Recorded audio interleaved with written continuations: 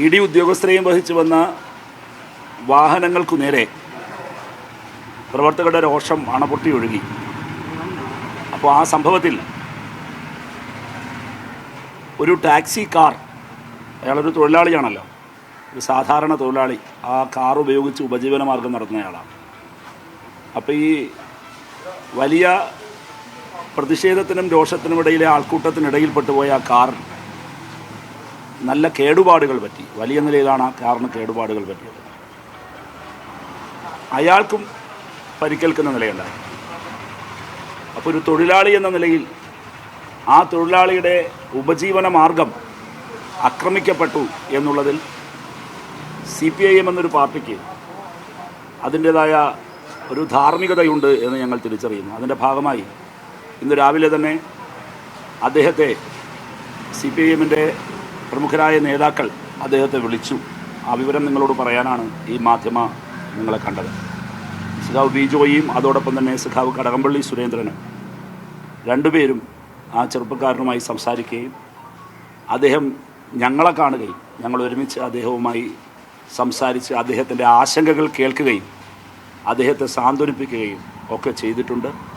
അദ്ദേഹത്തിനുണ്ടായ വ്യക്തിപരമായ ആ നഷ്ടത്തിൽ തീർച്ചയായും ഒരു തൊഴിലാളിക്കുണ്ടായ വ്യക്തിപരമായൊരു നഷ്ടം, ഒരു സാധാരണ മനുഷ്യനുണ്ടായ വ്യക്തിപരമായ നഷ്ടത്തിൽ ഞങ്ങൾ അദ്ദേഹത്തോട് അങ്ങേയറ്റം വളരെ കൃത്യമായി തന്നെ സംസാരിക്കുകയും അദ്ദേഹത്തിൻ്റെ ആശങ്കകൾ കേൾക്കുകയും അദ്ദേഹത്തിൻ്റെ ആശങ്കകൾ പരിഹരിക്കുന്നതിനുള്ള ഇടപെടലുകൾ ഞങ്ങളുടെ ഭാഗത്തു നിന്നുണ്ടാകുമെന്ന് അറിയിക്കുകയും ചെയ്തിട്ടുണ്ട്. ഉപജീവന മാർഗമാണല്ലോ.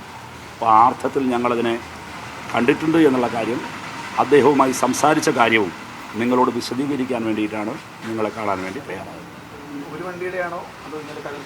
പ്രധാനമായും നിങ്ങളുടെ മുമ്പിൽ വന്ന ഒരാളാണ് ഞങ്ങളുടെ മുൻപിൽ ഇപ്പോഴുള്ളത്. അത് ആ മുൻപിൽ സഞ്ചരിച്ച ശ്യാം എന്ന് പറയുന്ന ഒരു ചെറുപ്പക്കാരൻ്റെ പ്രധാനപ്പെട്ട വാഹനം. അതിനാണ് കൂടുതൽ കേടുപാട് സംഭവിച്ചിരിക്കുന്നത്. മറ്റുള്ള ആളുകളെ അവർക്ക് തന്നെ അറിയാമെന്ന് പറഞ്ഞു, അവരെയും ഞങ്ങൾ കാണാൻ ശ്രമിക്കുന്നുണ്ട്. ഏറ്റവും കൂടുതൽ കേടുപാടുണ്ടായത് ഈ പറയുന്ന ചെറുപ്പക്കാരനാണ്. അദ്ദേഹത്തിൻ്റെ ആ യഥാർത്ഥ മാധ്യമങ്ങളോടും ഞങ്ങൾക്ക് കാര്യത്തിൽ നന്ദിയുണ്ട്. അദ്ദേഹത്തിൻ്റെ ആ ഒരു അവസ്ഥ സമൂഹത്തിന് മുമ്പിൽ അറിയിക്കുന്നതിൽ നിങ്ങളും വഹിച്ച പങ്കിനെ ഞങ്ങൾ ശ്ലാഘിക്കുകയാണ്. ഞങ്ങളും അക്കാര്യത്തിൽ ഞങ്ങളുടെ ഒരു രാഷ്ട്രീയ പാർട്ടി എന്നുള്ള നിലയിൽ CPIMനെ പോലൊരു തൊഴിലാളികളുടെ പാർട്ടി ഞങ്ങളുടെ ഉത്തരവാദിത്തമാണതെന്ന് തിരിച്ചറിഞ്ഞാണ് ഞങ്ങൾ കൂട്ടായി ആലോചിച്ച് ആ ചെറുപ്പക്കാരനുമായി ഞങ്ങൾ നേരിട്ട് സംസാരിച്ചു. ശരി, അല്ല നഷ്ടം ഇപ്പോൾ അതിൻ്റെ നഷ്ടത്തെ സംബന്ധിച്ച് പരിശോധന നടത്തി വരണം, എത്രയാണെന്നുള്ളത് പറയട്ടെ. അതെ, അസസ് ചെയ്യണം. അസസ്മെൻറ്റിന് ശേഷം ഇൻഷുറൻസിൻ്റെ കാര്യങ്ങൾ നടക്കട്ടെ. ബാക്കിയുള്ള കാര്യങ്ങൾ എന്താണെന്ന് വെച്ചാൽ ഞങ്ങൾ തന്നെ കാര്യങ്ങൾ അവരുമായി, അതാണ് ഞാൻ പറഞ്ഞത്. ആ രംഗത്ത് പ്രവർത്തിക്കുന്നതായിട്ടുള്ള ഒരു യൂണിയൻ ഉണ്ട്. ആ രംഗത്ത് പ്രവർത്തിക്കുന്ന യൂണിയൻ ഉണ്ട്, ഓട്ടോ ടാക്സി വർക്കേഴ്സ് യൂണിയൻ. അത് വളരെ ഫലപ്രദമായിട്ട് നമ്മുടെ ജില്ലയിൽ പ്രവർത്തിക്കുന്ന യൂണിയനാണ്. ഒരു തൊഴിലാളി എന്നുള്ള നിലയിൽ അയാൾക്കുണ്ടായിട്ടുള്ള വിഷമം പരിഹരിക്കാൻ യൂണിയൻ ആവശ്യമായിട്ടുള്ള അത് കേസിന്റെ വഴിക്ക് പൊക്കോളും. അതൊന്നും കുഴപ്പമില്ല. അയാളുടെ ഉപജീവനമാണ് ഒരു വിഷമം വന്നിരിക്കുന്നത്. ആ യൂണിയൻ ഇടപെട്ട് ആവശ്യമായിട്ടുള്ള എല്ലാ കാര്യങ്ങളും ചെയ്തു കൊടുക്കും. ഇത് കേസുമായുള്ള ബന്ധപ്പെടുത്തേ വേണ്ട.